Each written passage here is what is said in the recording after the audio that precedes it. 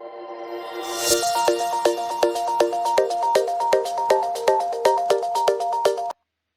everyone. In my today's lesson, I'm going to talk about nightmare and the night terror in children. Uh, Night terror or sleep terrors are episodes of screaming, intense fear, and flailing while still asleep. Sleep terrors often are paired with sleepwalking.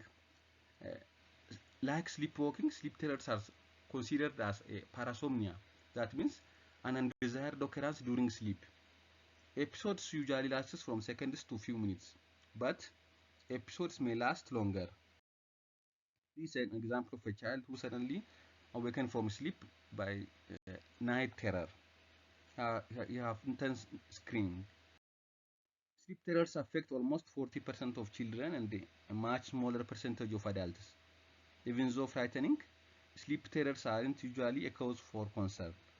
Most children outgrow sleep terrors by their teenage years. Sleep terrors may require treatment if they cause problems getting enough sleep or they pose a safety risk during the attack. Sleep terrors differ from nightmares. The dreamer of a nightmare wakes up from the dream and may remember details, but a person who has sleep terror episodes remain asleep and it doesn't remember the sleep or the dream. Sleep terrors generally occur in the first third to first half of the night, and it rarely during naps. Sleep terror might lead to sleepwalking. During sleep terror episodes, a child may begin with a frightening scream or shout. He sits up in a bed and appears frightened, stare wide-eyed, sweat, breathe heavily, and have a racing pulse, and a flushed face, and also dilated pupils. Uh, be hard to awaken and be confused if awakened, and also have no or little memory of the event the next morning if you ask them. When we came to the cause, sleep terrors are they are classified as a parasomnia. That means, as I previously said, it is undesirable behavior or experience during sleep. They occur during the deepest stage of the non-rapid eye movement sleep. Uh, Another non-rapid eye movement sleep is sleepwalking. So sleepwalking and sleep terrors go together most of the time. Various factors can contribute to sleep terrors, such as sleep deprivation and extreme tiredness, stress, sleep schedule disruption, travel, or sleep interruption. And also, fever can uh, contribute to sleep terror. Sleep terror are more common if family members have a history of sleep terrors or sleepwalking. In children, sleep terrors are more common in females.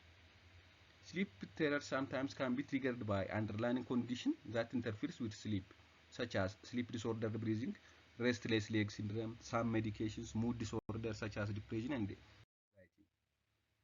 When we came to the complication, excessive daytime sleepiness, which can lead to difficulty at school or work, and also problems with everyday tasks might appear. Disturbed sleep causes restless sleep, embarrassment about the sleep terrors, and also injury to oneself or rarely to someone nearby during the attack. When we see the treatment for infrequent sleep terrors isn't usually necessary. If the sleep terrors lead to the potential for injury, are disruptive to family members, or results in embarrassment or sleep disruption for a person who has sleep terrors, treatment might be needed. Treatment options might include treating any underlying cause. If sleep terrors are associated with underlying medical or mental health conditions or another sleep disorder, such as obstructive sleep apnea, treatment is aimed at the underlying cause. Addressing stress. If stress or anxiety seems to be contributing to the sleep terror, cognitive behavioral therapy, hypnosis, biofeedback, or relaxation therapy might help. Anticipatory awakening. This involves waking the person who has sleep terrors about 15 minutes before he or she usually experiences the event. Then the person stays awake for a few minutes before falling asleep again, because those attacks occur at similar time most of the time. So, uh, awakening the person, the child, 15 minutes before the attack, before the normal time that it appears, will help uh, to avoid those things, those symptoms. Medications are rarely used to treat sleep terrors, particularly for children, but if necessary, however, the use of benzodiazepines or certain antidepressants might be effective. When we came to nightmare, Nightmare is a disturbing dream which is associated with negative feelings such as anxiety or fear that awakens you. Nightmares might begin in children between 3 to 6 years old and tend to decrease after the age of 10. Girls appear to have nightmares more often than boys. Although nightmares are common, nightmare disorder is relatively rare. Sometimes more likely to occur in the second half of the night. In contrast to that of the sleep terror, nightmare most likely to occur in the second half of the night. The dream seems to vivid and real and is very upsetting and often become more disturbing as the dream unfolds. The dream storyline is usually related to the threats to safety or survival, but it can have other disturbing themes. The dream awakens them and they feel scared, anxious, angry, sad, or disgusted as a result of their dream.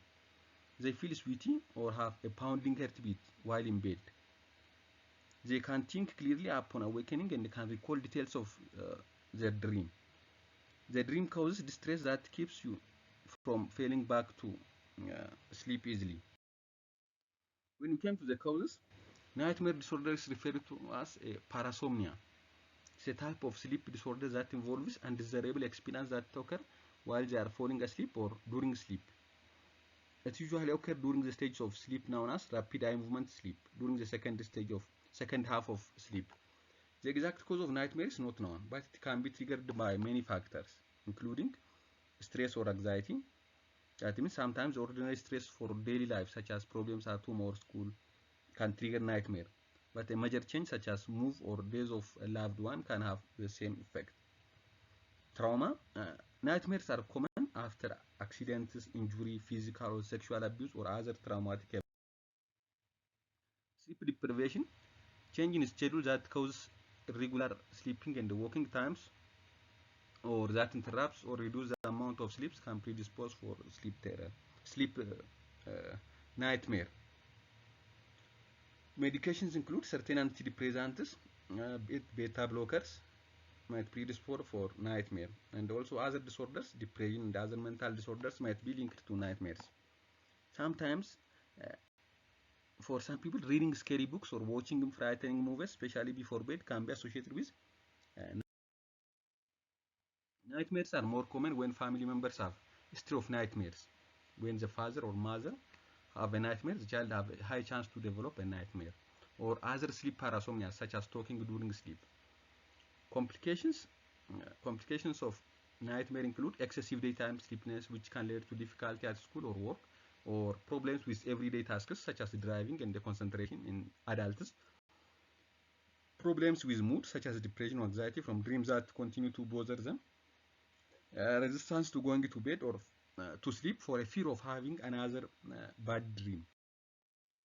Treatment for nightmare isn't usually necessary because they outgrow most of the time. However, treatment might be needed if the nightmares are causing distress or sleep disturbance and interfering with daytime functioning. Treatment options include medical treatment.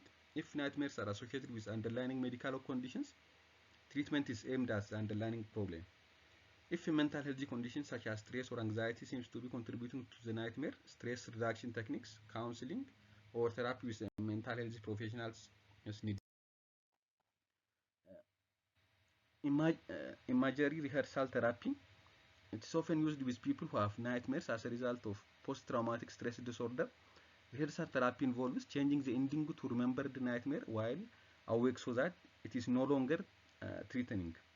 Then they rehearse the new ending in their mind. Medications are rarely used to treat nightmares. However, if needed, medications can be recommended for severe nightmare associated with post-traumatic stress disorder. For example, prazosin, which is an alpha-1 adrenergic receptor antagonist, might alleviate the signs and symptoms of nightmare. Thank you, and don't forget to like, subscribe, and comment.